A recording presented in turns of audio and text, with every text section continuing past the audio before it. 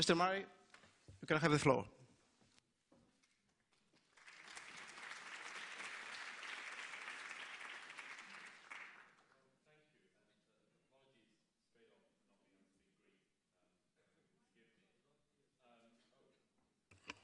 There, that's better. Apologies for not being able to speak Greek and for not being able to work the microphone. It's very nice to be in Athens, and I wanted to open by thanking the organisers for inviting me, for inviting our side, particularly to thank, obviously, Intelligence Squared and also the British Council. I should also say at the outset, I feel rather sorry for our opponents tonight, who have been appallingly set up, clearly, by the motion that we have been given. The motion we are debating tonight is not whether or not the mosque should be built. The motion is that only good can come from building it. And it seems to me that the only people who could possibly believe that are people who are extraordinarily naive, people who are extraordinarily ignorant, or something altogether worse. Now, I'm not a cultural relativist. I don't believe that all civilizations are equal. I don't believe all cultures are equal. That doesn't mean I don't believe we can't all get along. But I don't believe that we have to pretend, among other things, in debating things like this evening's motion, that we do not ourselves in Europe have a history that we would wish to defend, a culture we might wish to be proud of and to protect, and even to make value judgments about other ideas, other religions, other cultures. Now, it's my belief that Europe is based on the fundamental premises of Judeo-Christian civilization and of Greek culture.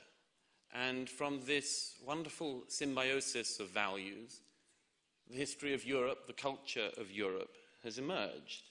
I believe, furthermore, that states have the right to decide, to at least have a say in their own future. That waves of illegal immigration do not mean that cultures which have had such immigration immediately have to concede to the incomers. It's also, I should stress at the outset, an important debate to have because there is a problem that Europe is experiencing with Islam. And I think we have to tackle this head on. Islam is a very, very complex thing. Let nobody say that we on this side are essentializing Muslims or generalizing about Muslims or aren't aware of the huge variety of practices and beliefs within Islam. But to create a massive centre at public expense in Athens at this moment should at least be questioned. We should at least be able to address whether or not it would seem to us to be like a good idea. Let me give you an example of, from my own country, from Great Britain, of this kind of thing going on. Because in Britain we have many mosques, many Muslim organisations are funded by the government. And I wanted to give one example of the sort of thing which the Athens mosque might yet become, on this benevolent idea that if the government is behind it, only good can come from it. There's a mosque in London called the East London Mosque, and the London Muslim Centre is attached to it. It's received a lot of public funding. It's routinely hosting all sorts of great dignitaries from the British political class and outside. The American ambassador in London recently graced it with a visit. The Shadow Justice Minister recently graced it with a visit. The Mayor of London, Boris Johnson, graced it with a visit. Even Prince Charles, the heir to the throne, is irregular. There's a veritable drive time at this mosque. It's hard to get to it for the number of dignitaries' cars that are forever drawing up outside. But is it the case that despite all of these grand official benedictions, that it is a place from which only good can come? No, not at all. You have to just look at the type of people who preach there. And I'm just looking over the last few years. Recently, somebody called Khalid Yassin, a popular preacher, who also preaches the virtues of public beheading, saying that it would be a grand thing to have in Britain because it would teach people not to murder if they saw heads rolling down the streets. It's hosted Sheikh al-Sudais, who believes the Jews should be annihilated. It's hosted Yasir Qadhi, who is a Holocaust denier. It's hosted, among others, Bilal Phillips, who is a proponent of suicide bombing. And it's also, perhaps most famously, hosted Anwar Awlaki, a man who is currently on the kill or capture list of that notorious hawk, President Obama. Just earlier today in London, a young man called Rajid Karim was convicted of an attempt to bring down airlines, blow up airline planes, with the assistance of that man, Anwar Awlaki.